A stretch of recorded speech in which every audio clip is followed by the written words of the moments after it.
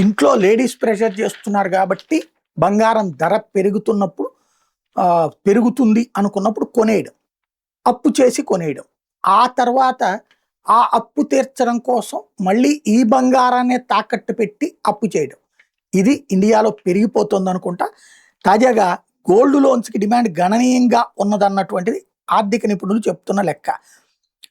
Last financial year మొన్న April ఇదే మార్చి 31తో ముగిసినటువంటి దాంట్లో బంగారపు రుణాలు పోర్ట్ఫోలియో 1.5 లక్షల కోట్లకు అధిగమిస్తుందని అంచనా వేస్తున్నారు ఈ ఏడాది ఆర్థిక సంవత్సరం. బ్యాంకింగ్ దగ్గర ఇండియన్ బ్యాంక్ ఈ విషయాన్ని చెప్పుకొచ్చింది. ప్రస్తుతం 1.25 లక్షల కోట్లు బంగారం మీద అప్పులు ఇచ్చాయట బ్యాంకులు. 20% మేర ఇది పెరగచ్చని అంచనా వేస్తున్నారు. మరోవైపు మొత్తం రుణాల్లో రిటైల్, వ్యవసాయం, ఎంఎస్ఎంఈ వాటా 65% ఉంటే మిగతా 35% వాటా కార్పొరేట్ రంగాన్ని ఉంటుంది. వ్యవసాయం, ఎంఎస్ఎంఈల దన్నుతోనే ఆర్ఏఎం విభాగ వృద్ధికి గణనీయంగా అవకాశాలు ఉన్నాయన్నటువంటిది ఆ బ్యాంకు చెప్తోంది.